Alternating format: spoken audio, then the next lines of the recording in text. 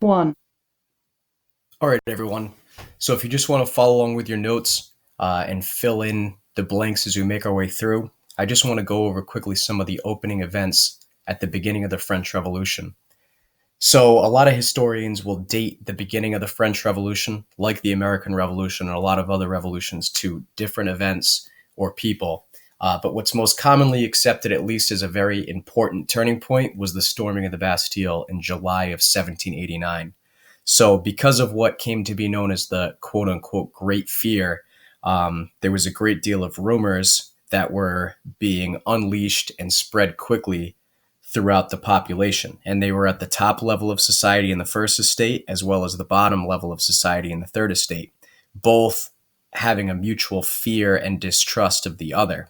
But in Paris, it really came to a head, and social tension was exposed when members of the Third Estate stormed a medieval prison called the Bastille to release who they thought were political prisoners and to hopefully seize weapons to potentially protect themselves if the government did turn the military on them. In many ways, it failed. Most of the prisoners they released were violent criminals, not political prisoners. There was not nearly as many weapons there as they had thought possible. And more importantly, primary source evidence reveals that their fears were probably unfounded. But whatever the case was, this was a very significant turning point towards radicalizing the revolution. So, like most revolutions, whether they're social or political, there was some important phases, and we're going to go through most of them today. It started out in a more moderate fashion where people were discussing and debating changes. Then it morphed into what was called the Reign of Terror, which is when, as the name would dictate, terror was used to try to bring about the revolution. And then finally, there was some more extremism, a directory, which was basically an oligarchy, a handful of people controlling the government. And then finally, the age of Napoleon. Some historians argue whether or not Napoleon represented the end of the revolution or a continuation. We'll be debating that ourselves next week. But when we look at each phase, think about how conservative or radically liberal the event and the people who actually orchestrated it actually were. So, as we've been talking about in class earlier, inflation was one of the biggest precipitating events that brought about the fear amongst especially the peasantry. There was rumors being spread that the reason why bread prices were increasing exponentially was because bakers were hoarding and controlling the stock of bread to try to influence the price. And this led to violent attacks on bakery owners.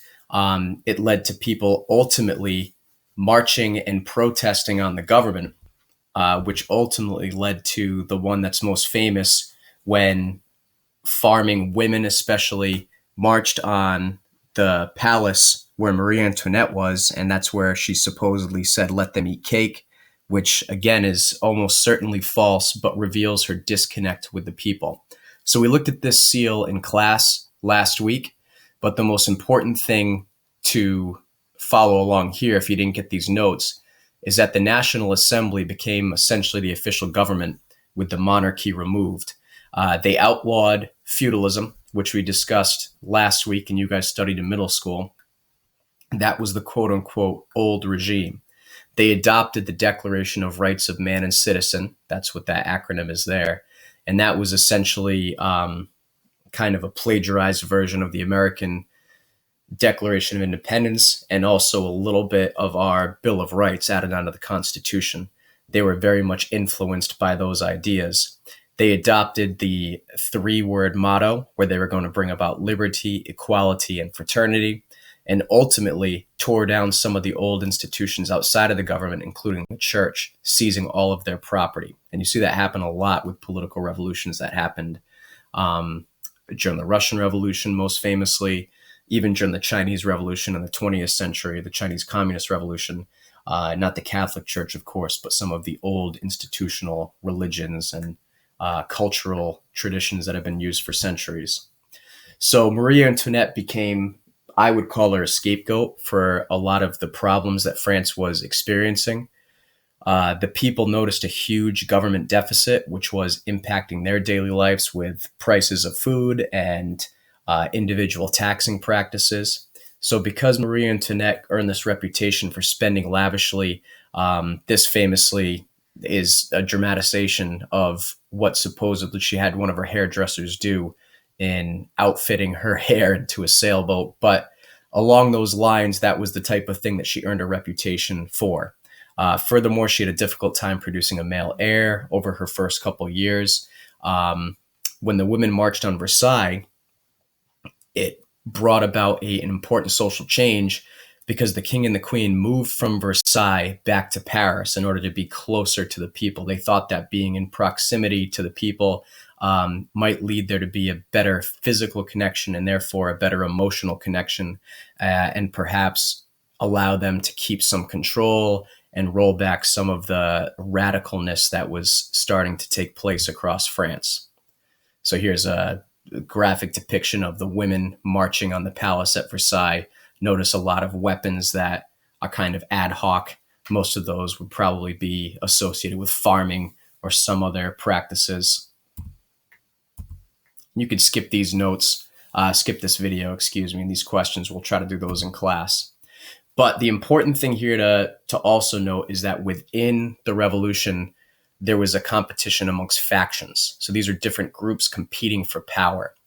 With the king basically removed from power, eventually they did put Marie Antoinette and King Louis XVI in prison and charged them with basically counter-revolutionary practices when they tried to flee France. There was a power vacuum. So you have all these different ideals and groups competing for power. In the middle, you had the moderates, which were led by the Marquis de Lafayette, who earned a lot of notoriety from helping the Americans in our own revolution a couple years before. And then this is the political spectrum as people usually look at it. This is where you've heard the term alt-right and radical left thrown around a lot in the media over the past couple months. A lot of that goes back to the way that the different factions seated themselves in the legislative assembly during the revolution. So on the left, you had the more radical Jacobins. Off to the right, you had the Girondins. These were people who considered themselves to be more conservative and thought the revolution had gone far enough. It's similar to what we have in the United States. This is why typically you hear people call Republicans on the right. You hear Democrats being called leftists, although the most recent election showed how sometimes those ideals can be misconstrued and overlap depending on the particular issue.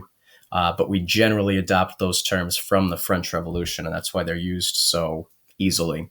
But like in America, we do have primarily two political parties and then a whole bunch of smaller parties that exist in between and out on the outside of the spectrum.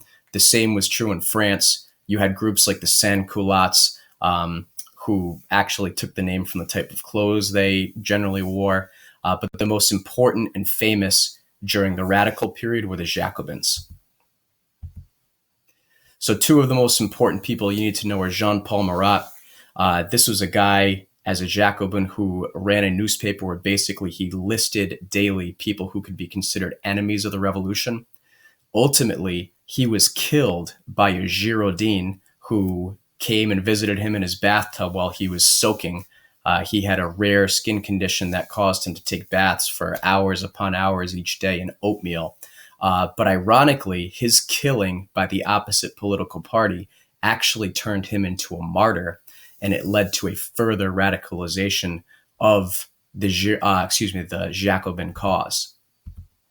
And this is kind of cool, I thought. Recently, a Brazilian artist remade the iconic painting by Jacques-Louis David. He made it completely out of garbage, which I thought was pretty cool. Then you had Georges Danton, yet another leader of the Committee of Public Safety who was ultimately killed during the Reign of Terror.